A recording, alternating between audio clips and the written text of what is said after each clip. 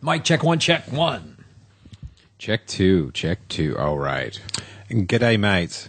Oh, G'day, mates. A dingo took my career.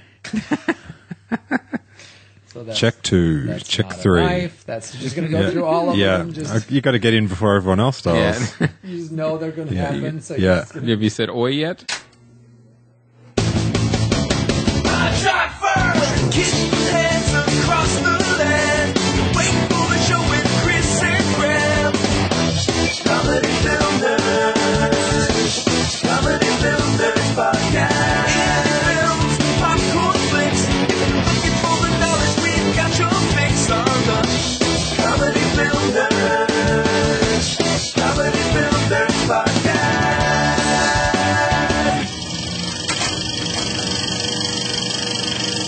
everybody. Welcome to Comedy Film Nerds episode 236. Work it. Work it. Hashtag hard work it. Yeah. Already. We haven't even done it yet, but we know it's going to be a hard work. Fuck yeah. That's what this episode is. It's a hashtag fuck yeah. People get mad. They're like, every episode you add 4 new hashtags. So we'll just keep it standard. Yeah. Hashtag work it. We're going to give our fans carpal tunnel syndrome. Hashtag hard work it. Hashtag JGL. And then we're good. I think always kitten hands if you want to Right, throw sure. hands in there. Throw that in there. My name is Graham Elwood, everybody. I'm Chris Mancini, and we've got an amazing show today. Actually, we're going to go over Kill the Messenger, Whiplash, Gone Girl again, now that I've seen it. Although not a spoiler ep yet. I think we're going to do a Gone Girl spoiler ep. We are. I think we should just say that's going to happen. Yes. Because you can't really talk about it. You can't talk about that movie at all without Right. giving shit away. So you just Right. have to speak in these general, it was neat and there was dark moments, and that's about all you can say without people knowing what's happening. Or I could also say didn't like it. Oh, we're going to get into what an it. asshole. Yeah, we're going to get into Just it. out of the gate. Take some poke at it. Yeah. So we're going to kind of mix it up a little bit. Oh, yeah, sounds like. definitely. No, we can't, though. That's the problem. All right. We can't. All We got to right. save it. We're going to for save the spoiler. it. We're going to do a spoiler. Now we have to do a spoiler Right. on Gone Girl. We have a little time now. So Not much. not much, no. We just got done shooting the Prop 90. ballot measure 90 in Oregon. Yeah. We've got an ad against Prop 90. No, So- no, it's for it. Oh, jackass. okay. You idiot. You idiot. I should have paid more attention during shooting. Oh, yeah. What the fuck were you doing? It's all it was yes on 90. You must have heard that 1,000 times.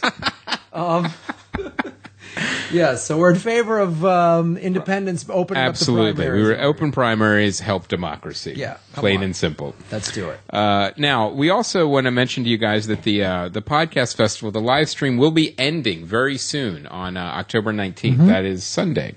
And everything is up and working. We had a little bit of problems with the Libsyn panel, but that is fixed. You can hear the audio. It's an amazing panel. And, $25 gets you the entire fest, over 50 hours of 50 video. hours of You'd have to content. actually buy it and start watching it now if you wanted to watch Yeah. the So- entire thing. But why would you pay $25? You're not a sap. You want to pay $20. Yeah, you wanted to use coupon code NERD and save $5. Yeah, of course you do, because you're very smart. You're very smart. We got to pay for Sinai's birthday cake. Yeah, we're almost there. We're going in the hole on a birthday cake during a live podcast performance. That's a ridiculous statement to make. God, we're dumb. No, that birthday was awesome. I was The cake watching. was $1,500. It was $1,500. That's maybe where we went wrong. We went with Yeah. the expensive cake. We did. We didn't question it at all. All right, well, that's what the baker I needs. guess that's what cakes cost in Beverly Yeah, Hills. of course. Don't be an asshole. You want a cake, you got to pay $1,500. Yeah. Oh, she's from Japan. Well, now it's $2,000. Yeah. What? Where's her nationality have Yeah, anything? why is who's eating it make the price go up? He just went konnichiwa Yeah. and charged me. And then the bill was $2,500. Yeah. Keeps going up. The guy's a dick. So coupon code NERD, guys. Yeah, October 19th. I was watching some of it. I was watching some of the raw footage too from the festival, which was was really cool. And the interview that Joey McIntyre did after was really cool. And just watching Aisha, God, she's fucking Hilarious. God, Yeah. she's funny. Let's introduce our guest. Let's do it. He's been very politely sitting there. Our first guest from Australia. Nope. No, not even close. Not even close. We've had Will on twice, I think. Oh, and CJ 2 or 3 times? Yeah, we've had a bunch of Aussies. The least famous guest from Australia. The guest from Australia that needs this the most. He's not doing us a favor. Ladies and gentlemen, Steele Saunders or Saunders. Is it Saunders? Sanders. If this podcast works out, you'll know for sure.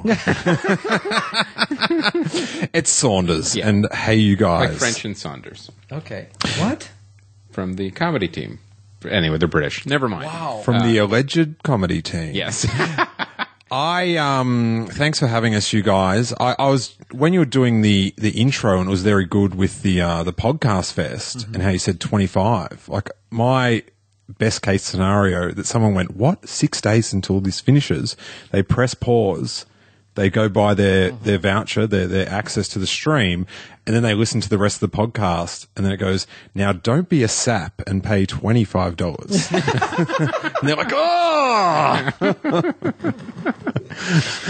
Well, if that happens, that's... Yeah. Thank you. And we'll say from Steele Saunders is from the Green Guide Letters podcast. Yeah, it was your first time doing the festival. Yeah, and it was so much fun. I love Green Guide letters, and the Green Guide is the TV guide in Melbourne, and people write petty complaints to the TV guide, and we then make petty complaints about their petty complaints. So, circle of life. So you read their complaint and then comment, like you make fun of their letter? Generally, yes. Because if you're going to take the time to write a letter to the newspaper to complain about television, you've probably not got that good a thing to say. So it's, do you know what I mean? So, and then we try to get people on that are getting complained about. Will is often complained about in the Green Guide. Really? Oh, that's so, great. We get him on to retaliate. Oh, that's great. And it's funny to see the other side of the story. Like we've had like weather women on and current affairs reporters and stuff. And What are some of the complaints that people have about Will? Oh, complaint about Will. We had a complaint that one of our friends, Tom Ballard, was too much like Will in that he was a comedian on television. I think that was... I love that. How dare you appear on my television in the same format? That's very annoying. But we did 10 weeks, guys, because they took the staples out of the TV guide, and that invoked 10 weeks of to and froing pro and con complaint letters about the staples. Wow. So it's really a town meeting of just like nutbags that are just yelling out. Like, it was just like, I'm glad you got rid of the staples. And then it's like, no, we need staples. No. So people would have... I work for a staple manufacturing company. Yeah. Now I'm going to lose my job. The staple czar of Melbourne was in a lot of trouble. It was, but it's good that he'd sort of invested also in paper clips. So, he diversified. Hedging his bets. Yeah. And he's got a few dollars in blue tack as well. As I said that, I was like, man, I hope Americans have blue tack. They've probably got red, white, and blue tack. God willing. Yeah. Made in China. So we had people complain that it was too hard to recycle with the staples. Then we had a guy that only had one arm write in and say, well, without the staples, it makes it very hard to read. And then someone said, if you get a sewing machine, you can bind it yourself. And then we had one of our readers send in that they took that advice, and they sent in a photo of their binded sewing machine Green Guide. But it's just It's madness. Now, how does it stay together without the staples? That is just on hope. Yeah. That is amazing. That is so great. Some kind of space And polymer. how long have you been doing this? We've been doing it for about 2.5 years, and the highlight of the podcast for me was when the Green Guy did an article on the podcast, which is so good. That's amazing. Oh, that's great. But it gets better. Mm-hmm. Someone reads the article, listens to the podcast, doesn't like it, and then complains about it in a letter to the Green Guide. Oh, that's the best thing that ever could have happened to you. That is, in podcasting terms, crossing the streams. That is that's perfect. Yeah, that was the Inception episode. It was it was intense. I couldn't believe just to read my name in the letters. And it's like, and I read out all the letters in a high pitched voice because they're whiny. Right. And the guy, very canning. He said, Steele, if you read this out on your podcast, I do not have a high-pitched voice. So he was playing to the crowd. It was great. Nice. This is tremendous. Yeah, so it's very interesting. And I also do another podcast called This Isn't the Podcast You're Looking For. And that's just, we talk Star Wars. Kind of like how you guys just talk movies. We just talk about Star Wars in a nerdy thing in hopefully the less nerdy way possible. Without the going into the minutiae of what model each ship was. It's more about the spirit of watching it and what we love. And is this the one I'm recording with you tomorrow? Yeah. Oh, sweet. I can't wait. So look for that, guys. And we're actually interviewing, we're doing one with you, Graham, which will be awesome fun. And we're also doing one with the Phantom editor. Do you guys know him? Yes, he's the one that recut the entire film and actually made it watchable. Yeah. I've heard about that. And he originally did it off the VHS tape. And then once DVD came out, he upgraded it. And it's like, if you like voiding international copyright law, I would search your... For a good purpose. Yeah. So this is the guy who cut the Phantom Menace, or the first three? No, it's a fan. It's a fan. Yeah, it's a fan, and he did the first two prequels. But he cut him right. I like the films because Like, I watch his version. He even made Jar Jar like watchable. Like he did like a new voiceover on him too, right? No, he didn't do a new voiceover. He made the Nemoidians speak a different language instead of their slightly Asian. Racist. Yeah. So and then he subtitled? yeah, Okay, so you got more subtitles in there. Right. But one thing, because he does a commentary track on it, which is fascinating to listen to, and he states this very interesting thing that every scene in the Phantom Menace, the tension is popped at the end of every scene, because at the end of every scene, it's like it'll be like, oh, this is, the planet's in a lot of trouble, blah, blah, blah, Empire, all that good stuff. And at the end of the scene, it's Jar Jar going, no, yeah, and it pops like it's not a tense scene anymore. Right. So Jar Jar's in the film, but he's just not talking as much. Oh, amen. Yeah. And he does just brilliant little things about just re-editing glances. And one of the most annoying things which he got rid of was that Anakin blew up that ship at the end. I hope I know this is not a spoiler episode, No. you guys, but it's been out there. Come on. He makes that less of a mistake, which I found very annoying, that he should have been driven to blow up the ship at the end of the Phantom Menace. Right. Not just go, oh, whoopsie, like I accidentally shot this gun and blew it all up. So just little things like that. It's very interesting. And he's got a very... You don't hate the character as much. That's what's so fascinating. Yeah. And he's got Anakin's more tragic. Yeah, and he's a bit more calculated, which is good. Do you know what I mean? Like, you don't want to, slip off a banana peel and blow up the Death Star. You want to Right. use the Actually blow up Force the Death Star. and focus. Yeah. Yeah. And also that it's better when you get to the end of Jedi, where he does find the shred of humanity that's still in him. It would make sense that he's a little more tragic, as opposed to just this bratty kid who didn't get his way and now starts being evil, or whatever the fuck happened in those prequels that I barely remember because they're so goddamn stupid. You remember. You might have. Sounds like you remember too well. Yeah. That's exactly what happened. Well, that's awesome. So name those two shows again. I love the.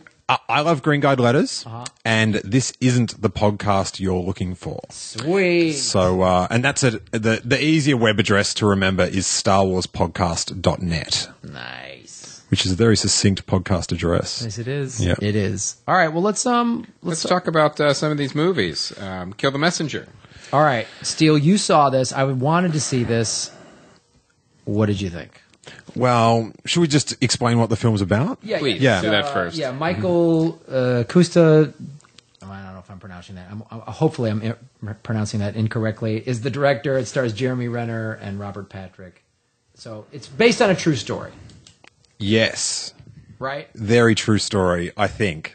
I'm very naive. So if someone says based on a true story, I'm crushed if any little thing's different.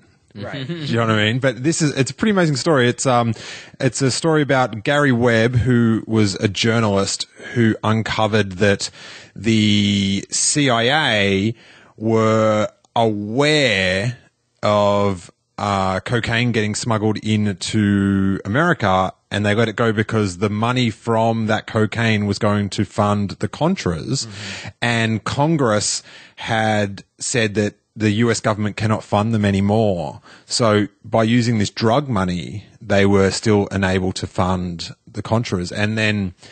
This is during Reagan. Of course. Yeah, this is a good old Ron. And I'm from Australia, so I'm, not as tapped into American history, but it was fascinating. And it was a very... like the way the media, he worked for a little newspaper, or a relatively small newspaper, I think in San Jose. And when he cracked this giant story, the New York, I think the New York Post, the LA Times, and the Washington Post were so jealous that they got scooped that they set out to just tear this guy apart. And wow, they did the CIA's job for them, because the CIA wanted to get this story, tear it down, and they were not doing a very good job of it. But the other papers, they did a great job of just not so much tearing the story down, but him. And it's crazy. Like, this is why I think it's a great film. It's based on Gary Webb's book. Yeah. And it's based on another book as well about Gary Webb. Right. But I got home at about 12 o'clock, and I was up till almost 4 just Googling, trying to read as much as possible about what really happened. And it's such a tragic story, and it's like Jeremy Renner is just awesome in it. He's perfect casting for this. When I saw the trailer, I was like, because I'm familiar with this story. Okay, yeah. I'm familiar with Gary Webb, and I remember when it all happened. And when I saw Jeremy Renner, I'm like, oh, he's the perfect actor to bring this sort of tenacity to this of who Gary Webb was, and the sort of Jeremy Renner plays a good loner. Mm-hmm. And is that kind of how he was depicted in the film? Yeah. I also, there was bits where I was just like, he could pull off a Bill Hicks. Yeah. There was just certain angles and stuff where I was like, yeah, if he, chubbed up a little bit for a few scenes. And got way more sarcastic. But it's an amazing story about, he actually travels to Nicaragua to interview people, and just it's very. I love. Do you know Freeway Ricky Ross? Mm-mm. So Freeway Ricky Ross was in, I think, the late 80s, LA's greatest cocaine dealer, and he was doing, I think, maybe $3 million a day. Wow. In crack rocks, and he was, I think, from memory, him and another guy were the guys that sort of developed the crack rock to put the other, to sort of lower the cost of it, to make it affordable for... and many, many times more addictive. Yeah. And so and then he got his... Have you seen that movie CB4? Yes. With Chris Rock? Mm-hmm. So he got gustoed. So he got thrown in prison for life for being a crack cocaine dealer. And then Rick Ross, the rapper, whose previous employment was a prison guard, took his story and changed his name to Rick Ross and rapped about being a cocaine dealer in LA. Like... Wow. It's insane. He goes on Joe Rogan's podcast now and again, the real one, Freeway Ricky Ross. And I think they tried to because he's suing Rick Ross, the rapper, and the record company. And I think they offered him maybe a couple of million.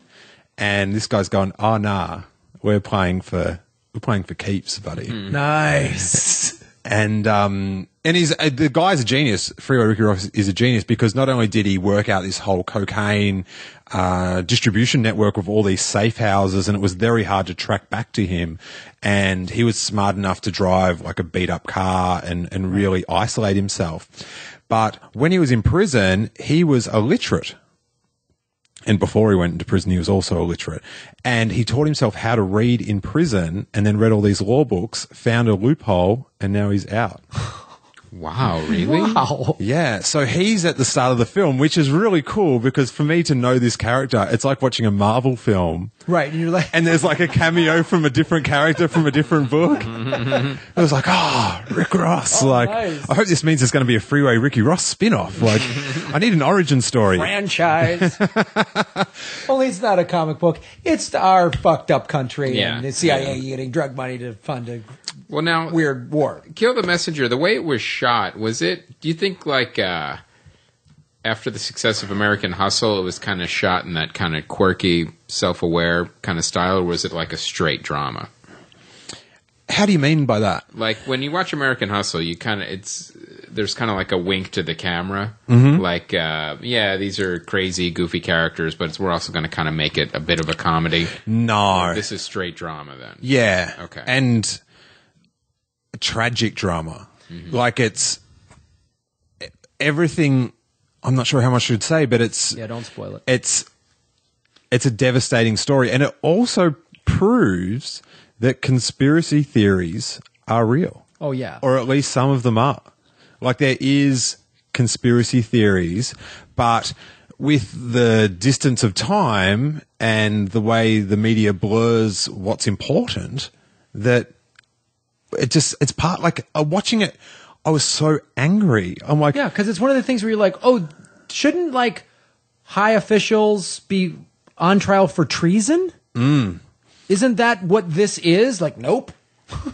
and also there's a two-pronged thing of sadness. There's the government, and then there's the way the media can just spin a story however they want. Destroy anybody they want, yeah. And what they do when they're analyzing his story, which happened in real life, is they put words in his mouth and put strong-arm sort of arguments in it and then cut that down. But it's like, that's not what he said. Right. Like they sort of put into his mouth that the CIA was dealing cocaine. And it's like, if you read the article, it's not. Right. That is not what he says. He says they were aware and could have stopped the planes. And it really just makes you think, like, you can't believe. That's why, like we're doing podcasts, and podcast seems to be the last salvation of honesty at all levels, whether it's comedy or reviewing films or news. It's unaltered by what Corporate owner. yeah. And he got like heat from the owner of that newspaper, and the way the other newspapers just went at him. The LA Times put like 17 reporters just on like dissecting him and his story. I don't even think the LA Times has 17 reporters. Well, let me ask you this about the director, because he, as I said, Michael Cuista or whatever, he directed LIE. He did 12 and Holding, and then he's done a lot of episodes of like Homeland, and he did Dexter, and was the direction of it, because sometimes with these, at least I know myself, I'll see a story like this and I'm so intrigued by the story that I'll sort of let the directing lapse. And not that I think this guy's a bad director, because all these TV shows that he's directed, 6 Feet Under and Homeland, these are great shows. These are cinematic TV shows. So how did you feel in terms of the story and how it was playing it out, and how it was affecting you emotionally? How did you feel like the director, in terms of his shot selection and how he directed the actors, did you feel like that enhanced it? Do you think like he did a good job with that?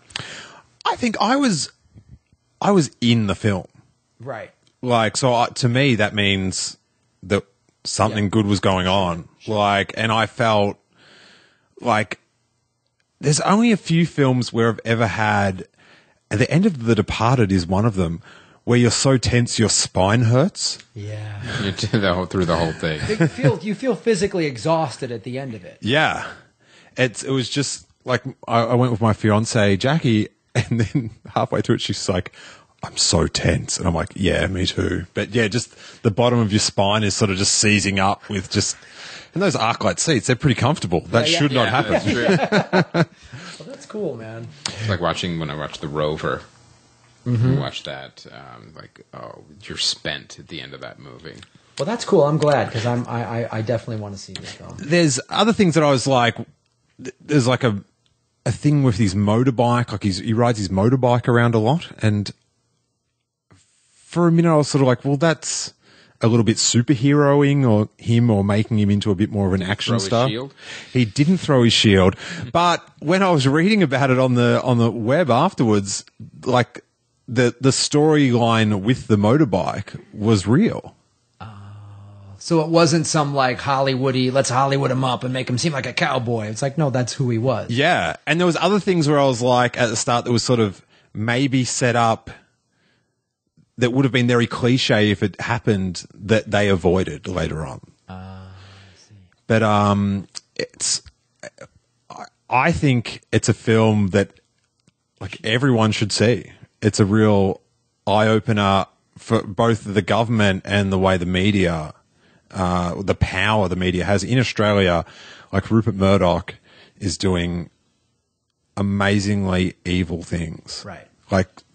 Like turning Australians on other Australians because their grandparents came from the wrong country and stuff. Like We just saw a play about that when we were in Australia. That was CJ's play. Yeah. C.J. Johnson did this play that it was a comedy making fun of the Murdoch and the other big power family. Yeah, there. about the media conglomerates and their families, and it was such a great play. And we're not, like, you're not familiar with American history. We're not familiar with the history of media in Australia. But we are familiar with Rupert Murdoch. We are familiar with evil. that we're familiar with. But he's an evil cocksucker. At the same time, can we say fuck him and his family? Sure. Well, maybe not his family.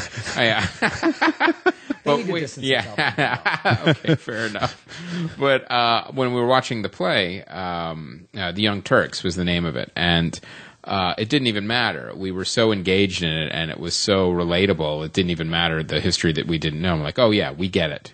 We understand how, because that's the media families, they control everything and what you see and what you hear. And it's interesting that you say that because when I did this tour through Asia and was watching local news there, and was also watching like BBC and like I think it was Asia News Now, a lot of like English speaking news programs, but originated from Hong Kong and Shanghai and stuff like that.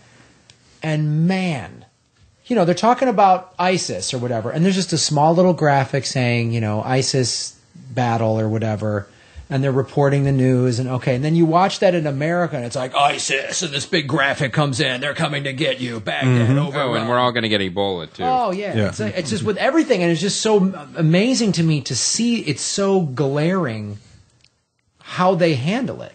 Yeah, well, in Australia we're having these terror raids at the moment where they all break into someone's house at dawn, and the media, like, who's doing it? Like, so the federal police. So they're like a training exercise? No. They're trying to, find terrorists in Australia. Oh, got it. Okay. Yeah, and the media that's there, it's like whoever's planning this terror raid is like the Kim Kardashian of crime fighting. It's just, there's like helicopters and like 40 cameramen. It's because it's all just to put out that like, you're in danger, yes, and our prime minister, he's the hero protecting us. It's so frustrating. And it's also the message of conspiracy theories. It's got a bad PR image, conspiracy theories. Right. Like, you got your foil hat. Yeah, yeah. And, and but how are you going to get your information unless you get your foil hat? And then there's the double conspiracy theory is that the government pays people to put out conspiracy theories that are nutty, that takes bits of the truth and then says, like that the Contras were getting cocaine into America and the aliens were involved, adding that extra spin to blur the line. And to make it seem ridiculous. Yeah. And because it just, then everyone's a kook. Right. But yeah, this movie, I can't recommend enough. Like, I think a great movie is a movie that makes someone stay up to almost 4 o'clock, seeking more information. Researching what's going on. Just leave and go, that was fun, and then forget about it. Yeah. Like, I love Star Wars, but I don't think when I got home from the Phantom Menace, I'm like, I have to find out the history of this trade federation. What are their ties to the separatists? You went directly to sleep after the trade. During the movie. During the movie. All right, well, cool, man. Kill the Messenger. I look forward to seeing that. Let's go into Whiplash now. Okay, Whiplash is a film that stars Miles Teller and J.K. Simmons. And it's the drumming movie, It's right? the drumming movie. And it is, the guy who directed it, he did Last Exorcism Part 2 and Grand Piano. The trailer's really awesome. Overall, this is a really solid film. Now, if I remember correctly, it's Miles Teller, and then he's got a mentor, but the mentor is really hard. He's an asshole. Yeah. He's J.K. Simmons, who is perfectly cast. As J. Jonah Jameson. Honestly, that guy is such a solid actor. Because I was thinking about when he first came onto the scene, it was in Oz as this evil neo-Nazi. Right. And then he gets... You could have just said neo-Nazi. Yeah, that's right. Right, the fun one. This compassionate... Just have fun with it. Yeah. Hate races, but, just have fun with it. He's a fun-loving neo-Nazi, the silly kind. The one you hire for a birthday. Yeah. But then he's done J. Jonah Jameson, who's great, and he's played all different kinds of characters. He's just a rock-solid actor. And Miles Teller, man, every movie this kid does is just more impressive than the last, because he came on the scene in some, teenage party movie, and he's done a couple of those, and even Spectacular. Now he started to see his depth. But in this film, he plays the sort of obsessive genius kid who has no friends, who, tries to have a girlfriend but can't, getting the approval of this insane asshole music teacher is so important to him. He's obsessive, and he's so good as the young impressionable kid who ultimately is like, I'm gonna push myself, and I'm gonna take this abuse from this teacher because I think it'll make me better.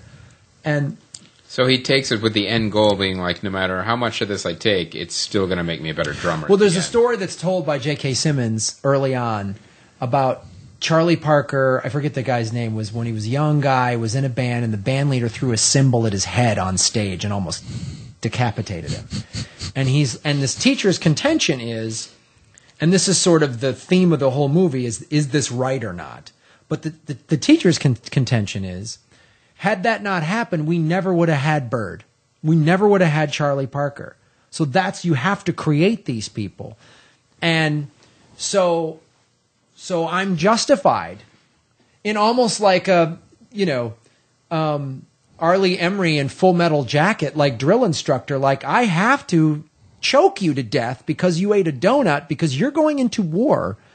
Like that's his approach. And how J.K. Simmons, the actor, does this and interprets this is just amazing. There's a couple scenes in there, and again, this is me probably being nitpicky, that I found maybe a little hokey or a little too over the top or a little melodramatic. But again, it's a solid film, and there's really good filmmaking in here. There's amazing shots. How this filmmaker captures, he's like a first-year student, and he gets called into J.K. Simmons' class, and it's called The Studio, and it's like he's in this prestigious music school in New York, and then he's called into the top class, and how they shoot that cinematically, and what they do with the sound, and how his first class, how intense it is, and J.K. Simmons, this is in the trailer, does this stuff with the trailer. He's like, okay, 3, 4, and everyone starts playing, and he'll just put his fist in the air and make a fist like he's grabbing the air, and everyone in the room immediately stops. Like he's got these kids trained, and he puts it in his air, and he's all mad, and he's making a fist. He's like, are you rushing or are you dragging? Like he's just methodical. Is that the grabbing the air? Is that his version of Miyagi and the chopsticks? Yeah. It's kind of, that's how he tells them to stop. Yeah. He doesn't go, stop, hold. He just makes this move with his fist, and they all Now, did he seek out this teacher? Is that kinda. okay? And the teacher is looking for amazing talent. So if he sees talent, then he like pushes you even harder. And the dilemma that the kid, is this worth it? Is it not? Paul Reiser's got a very small cameo as his dad, this sort of loving, I love you no matter what, kind of a pushover dad. He's great in it. But it's really, it's Miles Teller and J.K. Simmons. It's the two of them like head to head, toe to toe, and it's great. Let me ask you this.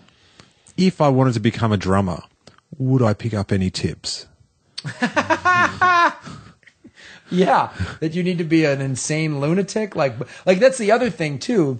He's always listening to Buddy Rich. And if you know anything about Buddy Rich, he was a maniac. Like there's that classic recording. There was that CD that came out in the 90s called Golden Throats. Now it's probably all online. But it was recordings of famous people losing their shit. And there's a Buddy Rich one that he's on his tour bus screaming at his band because they fucked up that night. And the guy started recording it to report him to the union. And there's a line in a Beastie Boys song, Sabotage, I believe. It goes, "I'm Buddy Rich when I fly off the handle." Buddy Rich was notorious for screaming at his guys. And so it was, there's quotes from Buddy Rich like, if you don't have the talent to be a drummer, then you are a drummer in a rock band. Like he's just like, I'm a jazz drummer. I'm better than you. And here's why, and so there's that. That's the sort of cauldron that this kid is being formed in. That's a sweet music burn. Yeah. You're a drummer in a rock band. Thanks, man. Awesome. Sweet. I get to play arenas. It's like, yes, not the bass player. Yeah. So it's really, it is an intense film too. You were talking about that sort of intensity with Kill the Messenger. There are scenes in there that are just like really awesome. And again, the director picks some nice camera use to put you into this obsessive, methodical, meticulous world. So I dig it. It's going to be an Oscar contender for sure. Oh, cool. For some best performances in there for sure. I think early pick. All right. Early pick. Well, I got a chance to see Gone Girl over the weekend. And everyone's going nuts about this movie, and I'm watching it. I went and I tried to keep my expectations low, and I'm watching this movie, and I did not like it. I did not like this movie, but I want to make this very important point. There's a big difference between a movie that's just bad, that is poorly put together and doesn't make any sense, and also is kind of slapped together. There's a difference between a Transformers and a Gone Girl. Gone Girl didn't do anything wrong. It was well put together. It was well acted. It was well directed. It was one of those movies that just did not resonate with me. It didn't hold my attention. I didn't buy it, and I got all of the metaphors that it was trying to say about relationships and marriage. And the biggest complaint I had about this film, and without giving any details away, we'll go into it much more in depth in the spoiler episode, is when you're a writer and you're writing about characters with, let's say, mental illness, somebody has a mentally ill problem in your film, what happens is it's a very easy, convenient writing technique to then have that mental illness justify any type of behavior at all. Like, there's no pathology about any type of mental illness. It's like, well, this character is crazy, so that means I can let them do whatever they want at any time and have it make complete sense. And that was the main problem I had with this film. I can't wait to discuss this in detail.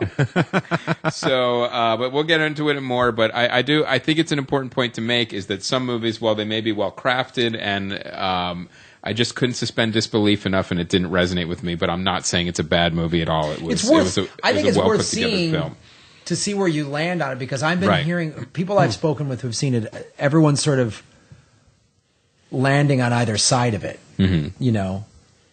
So it's like Inception. Like, I can appreciate it. I just didn't. It didn't resonate with me. Why, with the film, does everyone have to have an opinion? Like, why this film just seems like something I have no idea. It's based on a book. Yeah? Yes. Mm-hmm. Yeah, and I know Batman's in it. Yeah. Yeah, yes. Batman. And he's a Lego. Yeah. But why is this such a talking point? This is the book. Well, I haven't read the book. My understanding is that there was some slight changes made to from the ending of the And book. it was such a, quote, beloved novel that no one wanted it fucked with. So Yeah. that kind of thing. It's like, uh-oh, somebody bought the rights to this book. They're going to ruin it. That's always the reaction if people love a book so much. Yeah, because when they make the film of the book, they then change the book on your bookshelf. Exactly. Someone yeah, comes yeah. in, Yeah, Spielberg comes in and changes the end, Yeah. and you're stuck with that new ending now. Yep. I understand why people get so The upset Google about that. car makes a visit. Yeah.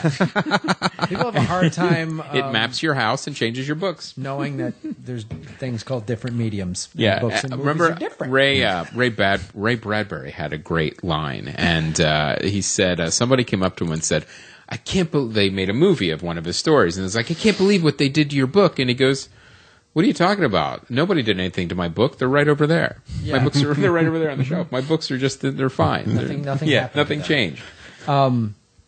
All right.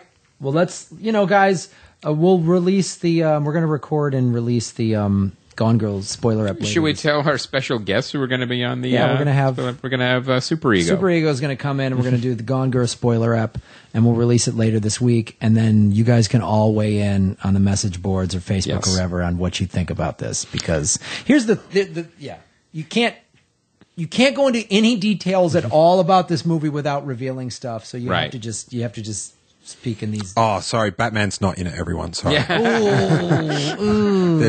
He may or may not be in it. That's all I can say.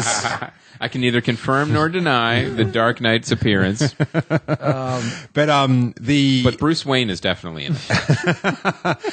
the Jackie Cation Guardians of the Galaxy spoiler episode, that was awesome. Yeah. If you were listening to this and you haven't gone back and listened to that, like as I said, the film Kill the Messenger was great because I did 3-4 hours of research. After listening to Jackie gush for an hour about that film, I'm like, I gotta see that film again. That is, I was so amped to see it again. It was a great one. Just hearing Jackie Cation's name makes me want to see Guardians of the I Galaxy. know, it's true. Yeah. Knowing how much she loved it and how knowledgeable she is about that universe. I wonder how many copies of the Blu-ray she's going to buy. She's she sleeping can't- on she them. can't She's just- built yeah. a house out of them. You can't just buy one. She can build one of those shields like that the guard does out of Blu-rays. She's building a spaceship that flies around. No question. Out of Guardians Blu-rays. So, well, let's. We have a sponsor this What? this episode. Harry's Razors. Oh, I love this sponsor. Yeah. Here's why I love this sponsor. I want to hear it. These are the best razors I've ever had, and I've used them. This isn't I'm just saying this. My face gets my neck gets hacked up. It always has. I got weird whiskers or whatever. We have weird whiskers. I get weird whiskers. All right, I got weird whiskers. And you used to shave with a samurai sword. Yeah, I used to shave with my katana. One slip up and you're dead. Yeah. I used to fall asleep on Elm Street and hope for the best. Yeah. So I've always spent money on the Mach 3 or 4 or 5s or whatever Right. they are. They're good blades. They're expensive as shit, man. I even buy them at Costco. They're very expensive, and the price on those keeps going up. Harry's razors are better, and they're less expensive. And so much so that I have they gave us free ones, obviously, but Sure. then I've gone through those and I've bought more. And then they gave us the new the foaming shave gel, and I used that this weekend, and it was great. It was great, and I'm pretty particular about my shaving cream.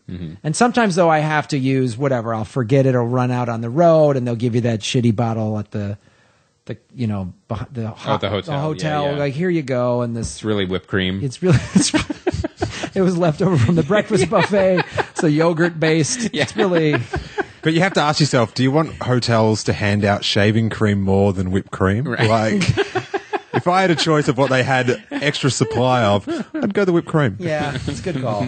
Maybe I'm going to the wrong place. But so I tried this new foaming shave gel. I liked it. It has aloe and chamomile in it, so it made my face feel all like. Did it also calm you down? It did calm me down. It put me to sleep. I had a nice nap. I made it into a tea. Woke up with half a beard. but I was well rested. Yeah. I just felt Perfect. dreamy. I had 8 hours of perfect half-bearded sleep. It was just a trip to life. So, yeah, it was. Your 5 o'clock shadows on dual time Yeah, zones.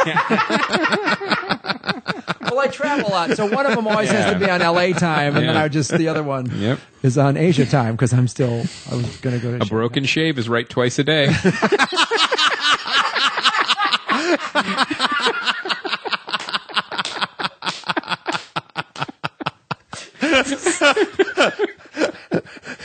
Yes, exactly. That's my point here. I have to put that on a T-shirt.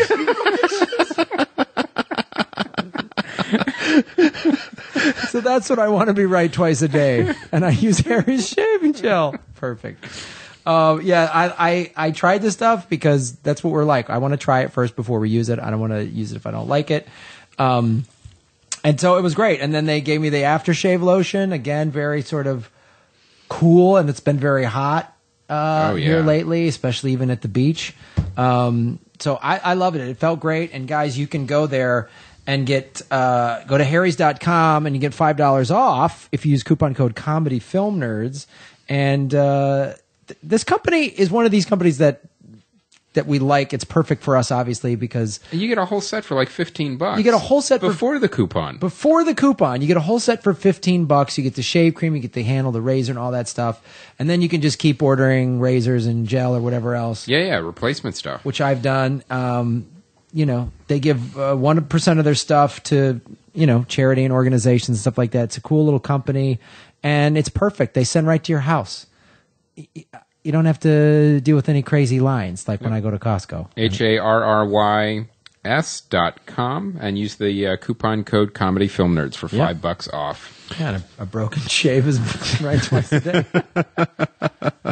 It sounds so wise it has to be true. It has to be true. Somebody's grandfather said that. I just hope the person that bought the live stream for the podcast festival at the start of the podcast also just bought the Harry's razors before you gave the coupon code. Like, oh, they got me twice in one episode. When will I learn? So dumb. Just be patient, guys. Wait for the coupon code. It's coming. I used it when I reordered. I used the coupon code and I saved $5. Shazam. That's the other way these sponsors, we find out, they make money on us, the hosts. You made money at Harry's has made money from you. Trunk Club's made money from me. I'm like, oh, these clothes are nice. I bought Trunk Club Yeah, stuff I bought their clothes. Yeah. So really, they get their mony back in their ad revenue just from what we buy. It's like in the old days when you'd work at a casino and they'd pay you in chips. Right, exactly. And they go, okay.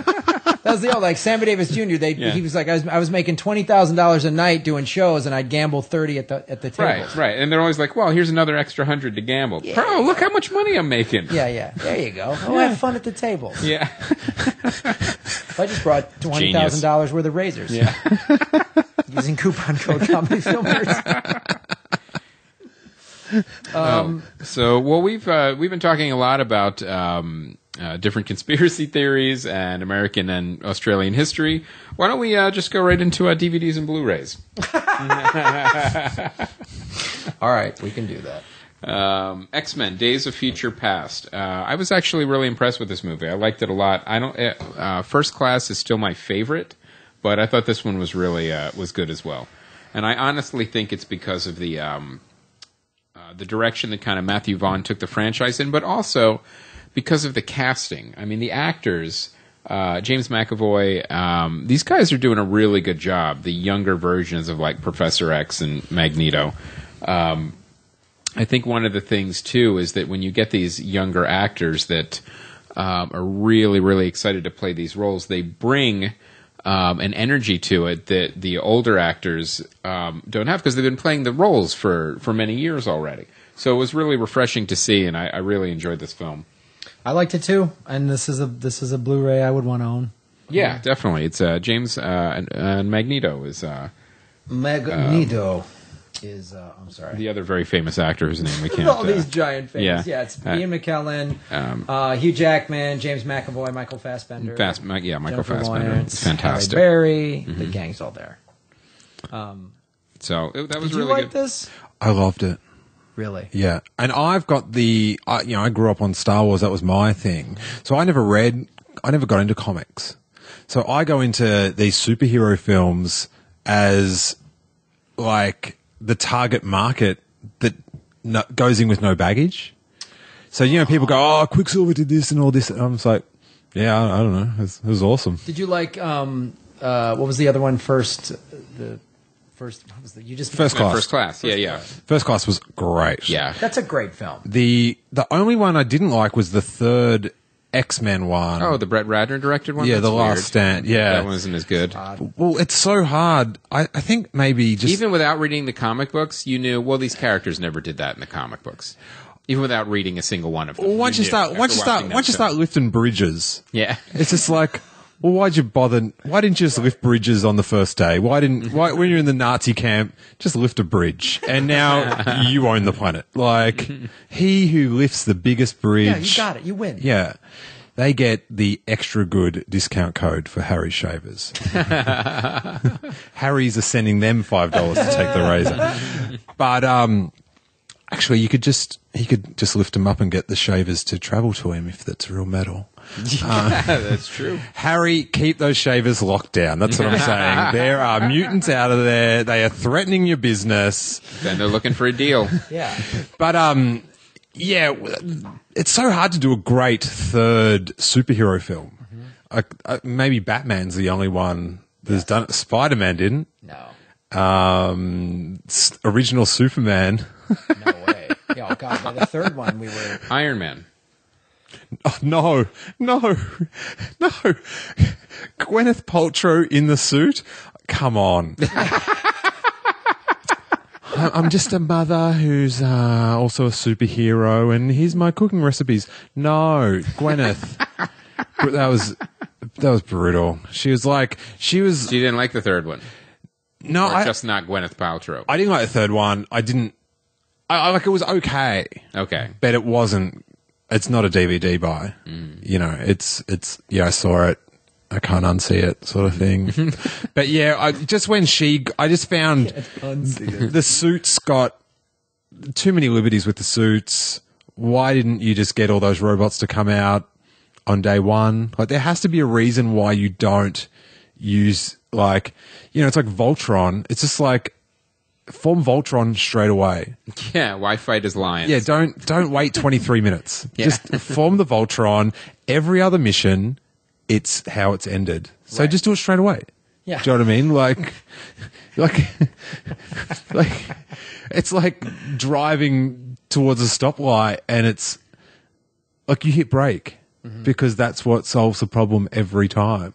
Like, you don't swerve. You don't, I'm going to swerve. No, just hit brake. But the third one just got with Gwyneth getting in the suit, and the suits just could do too many on their own. Yeah, suits zipping over thing. But I love those, the X-Men films are great. All right. And I thought that one was really good. I love First Class.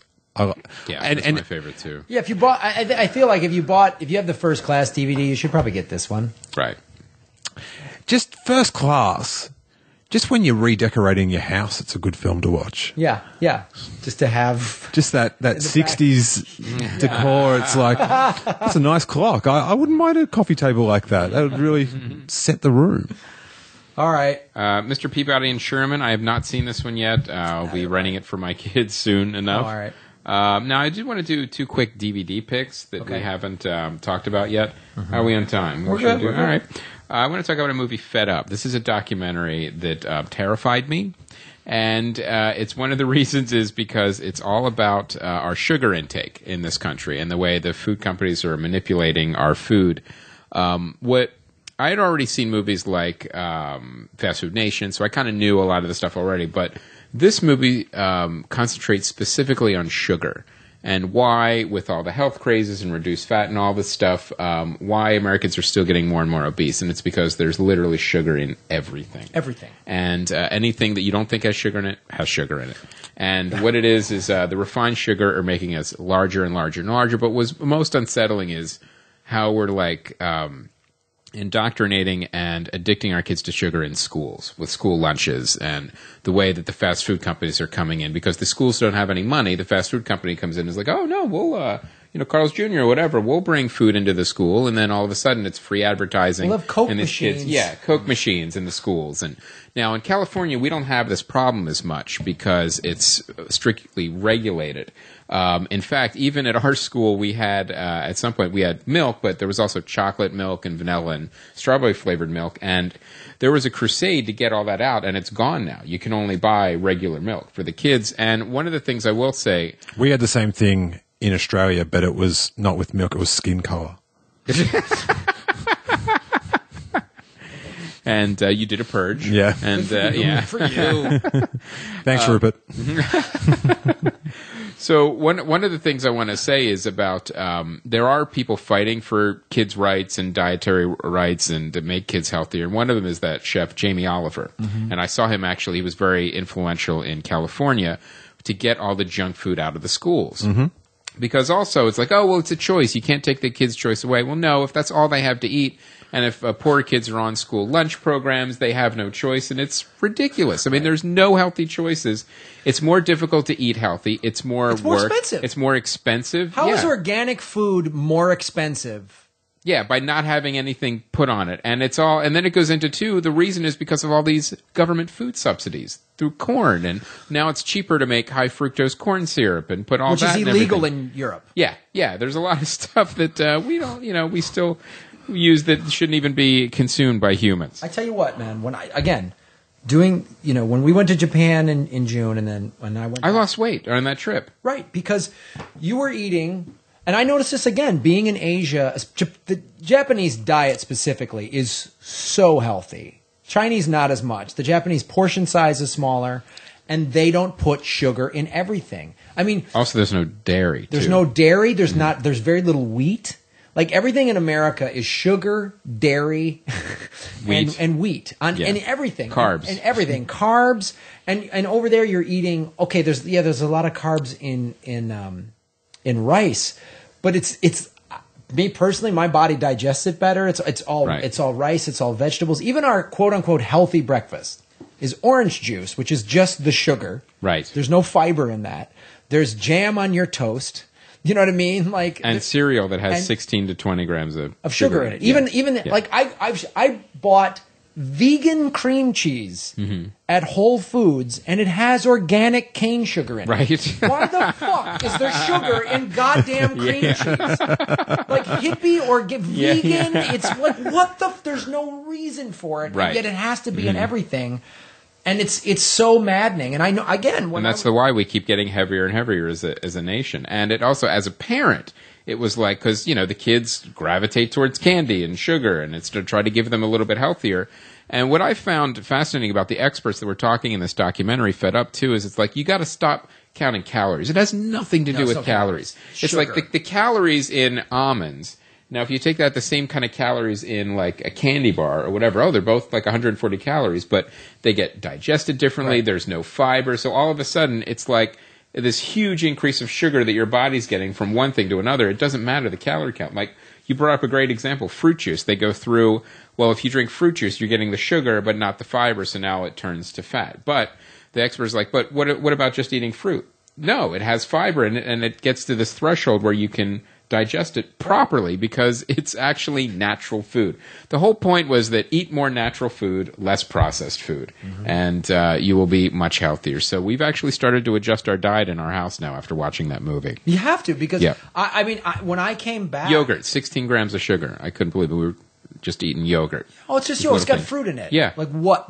You got to read labels because everything has high fructose corn syrup in it. And the craziest thing I saw, I didn't realize that this movie pointed out, was that if you look at a nutrition label on any food in the United States, it has your fat count, your percentage of daily allowance that you're supposed to get, fat, carbs, all that stuff. The one that's missing is sugar. There is no percentage next to the sugar, because no matter how much sugar is in it, it's going to be over your percentage that you're supposed to have. But the fact that I'm like, wait, is that missing on everything? I went into my cabinet and looked at the labels. I'm like, son of a bitch, it's missing. It's not there. This documentary talks about how the sugar lobby is acting like the tobacco lobby did 25 years ago. Yes. That's exactly right. Isn't that awesome? Yeah. Yeah. And it's just like, so. I mean, when I was in Asia, I saw no obese people, except Sumo wrestlers. sumo wrestlers and a guy in a Seattle Seahawks jersey who was American. I swear to God, I'm not exaggerating. It was the only only obese person I saw was an American. You know, Sanai was saying too that now that more Western food is coming into Japan, like the fast food and such, that the teenagers are getting heavier and taller. So it's doing something to the hormones too. So be careful what you eat. Be a little more aware of what you're eating, and see this movie Fed Up, and it will make you crazy, but in a good way. Yeah. What's the I saw it. out of all those documentaries? What's the one that will? What's the one? If I don't want to change anything in my life, I should avoid. Like I'm traveling along, things I'm putting in myself are maybe not the best. Which is the one? Food Inc. is probably the one that really opened up eyes for food, and then this one, Fed Up, is probably the ones. But even those were because even like I remember when Super Size Me came out, I was like, yeah, I got it. You eat McDonald's, it's bad. Like that movie, right. I liked it. I like Morgan Spurlock, but I wasn't. Nothing in there made me go, no way. I went. There was a few things in there for me. I think the addictive property of all the chemicals they've been adding since the 70s. Like he was exhibiting signs of addiction from eating that food, and that was like, oh my God. So that means it's probably been formulated that way. But I mean, conspiracy. Not that that's a conspiracy, but just your body, sugar and salt. When it halves when your body consumes it, it craves more. Absolutely true. Yeah, absolutely true. Bar none. Pure organic sugar, great just that. So when they add sodium and all this other stuff, I mean, that's exactly what your body does. And you notice it when you eat less of it, then you're like, oh, I feel better. I have better energy. It's crazy, man. There's also a great documentary, Forks Over Knives. Oh, I haven't seen that one. Watch that. Okay. Watch that. And then travel abroad. And eat there. And eat there. So you go, In fact, even the Australian diet we found was even easier to stay healthier. Yeah. Really? I actually leave America feeling healthier because I'm so paranoid about what I'm eating. I exercise a lot more. Like I compensate. Oh, right. So I'm like running every day because it's like those wings. They're going to take a toll. You ate all this bad American food and you got to burn it off. Damn this country and its delicious sauces. Yeah. Everything's in cheese and wrapped in bacon. And covered with a sweet caramely sauce. Yeah. See, now I'm getting hungry. Oh, God. Just talking about let's it. go eat. We got to go to Taco Bell now. Oh, I can't wait. Wait a minute. What happened? You just tricked me. All right. So coming out this week, we're starting to get into Oscar time. We are. Fury. You know, I'm not looking forward to this movie. I was, and then I saw the trailer, and I kind of looked at it again. I'm like, love World War II movies, love Brad Pitt. Guy's in love with his tank. I'm not. I don't know. This doesn't really interest me. I'm on board with that. I think this is going to be one of those movies that kind of sets itself up to be really good, and then it just falls apart. I've just seen the billboards around town. I've got no idea. Is it a movie about Brad Pitt's new haircut? Is that? Yes, it's his sexy new haircut. Yeah. Yeah, he's the fury of his haircut. Yeah, he's gone and got himself a Will Anderson. Yeah. Oh, a Fifth God, Element? Will had his haircut at the festival. Oh, man, that was it was like, oh, they finally got Fifth Element in Australia. It was gorgeous. It was perfect. Like, he went in and had somebody individually clip every hair to the it was perfect. It was jet black. I'm like, you look awesome. It's great. He's an Australian superhero. Not too late to see him on the live stream until Sunday. We can watch him get fucking drunk. Yeah. Charlie are drunk. I was sitting. Oh my God, this is one of my favorite parts of the festival. I was sitting next to you, Steele. And those guys are drunk and doing Will's show, and they're talking about if they could go back in time and have sex with their 15-year-old selves, and they're having this discussion about it. And Steele, you just turned to me and you said, "Oh, great! Now I got to listen to. I got. How'd you put it? Like I got Matt Kirshen, the image of him having sex with his 15-year-old self. Yeah, great festival you put on here, mate." Awesome. I flew all the way up here for this shit. Yeah, Matt Kirshen went back in time to be 2 years older and have sex with his 15-year-old self.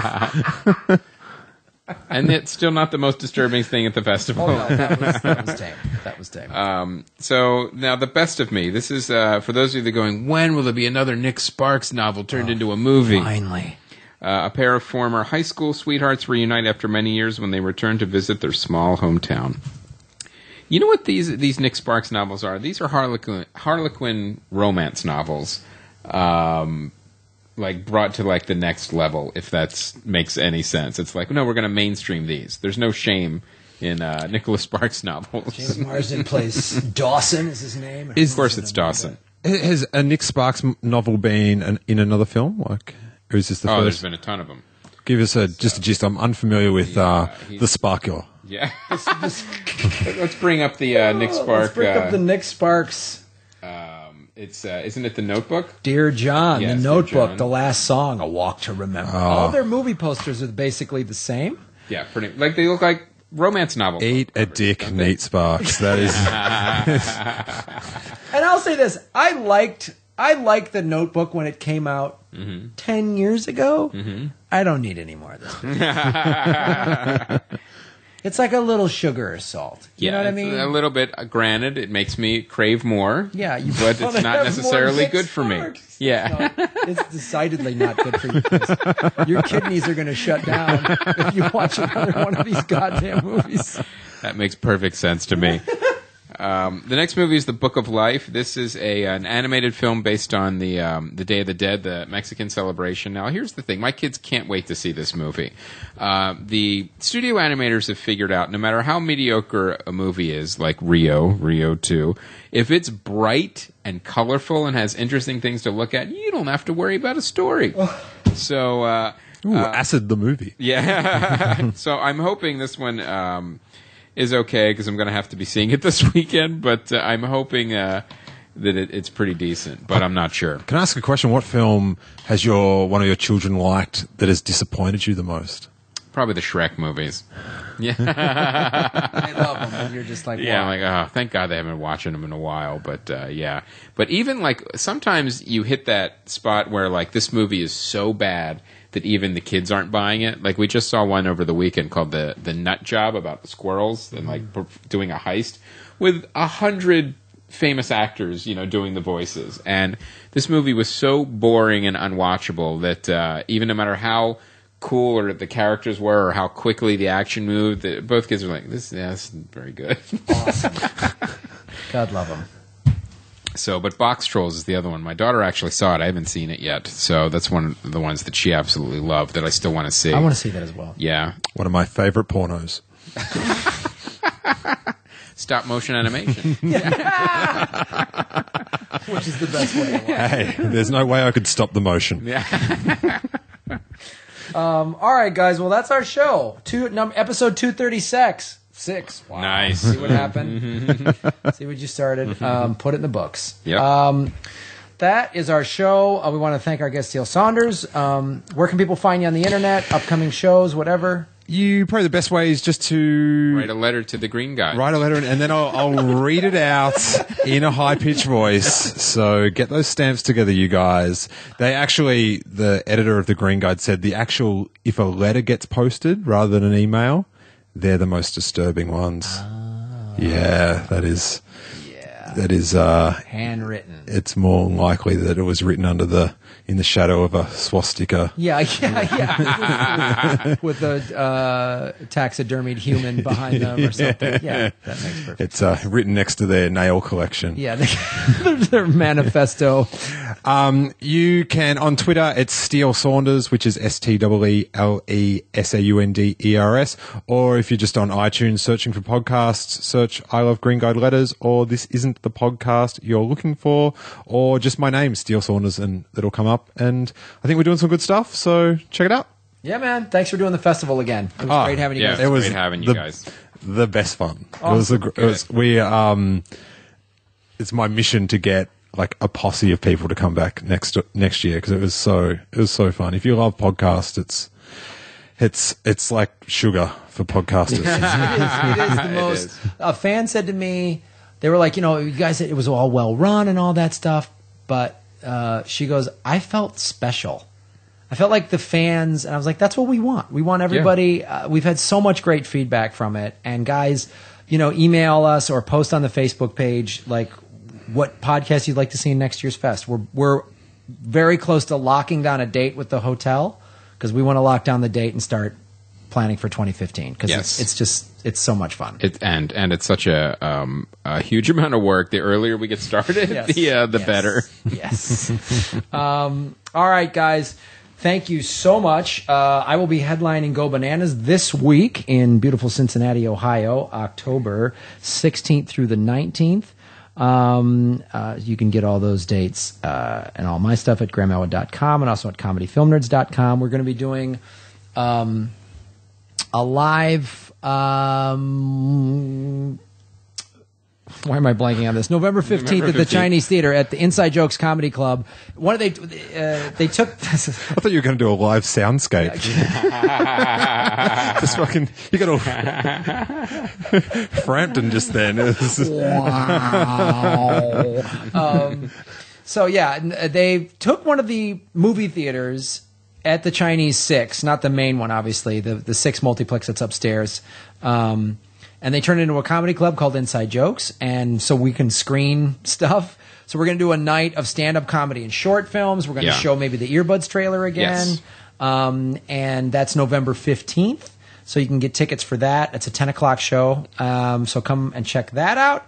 And we're going to be doing some more live shows down the road, too. We're working on one right now. Absolutely. And we got one coming up in December. Got one coming up in December in Oklahoma City, December 11th. We're going to be doing 2 shows. The early show is going to be stand-up, and then the late show is going to be the Comedy Film Nerds podcast. So if you're in Oklahoma City, December 11th. Great. And one thing I've been forgetting to mention, too, I did our intern Ben's podcast, Pretty Little Podcasters. That's such a fun podcast. It is an amazing podcast. So we would watch an episode of Pretty Little Liars and then comment on it. And it's such a fascinating show that it's actually on the air. It's like one of these weird like teen Twin Peaks shows that makes no sense, and but it's like it's serialized and it's absolutely so much fun. A lot of attention to detail on the outfits the young ladies are wearing, and check that out. You can go to iTunes. It's Pretty Little Podcasters, and it's about the show Pretty Little Liars.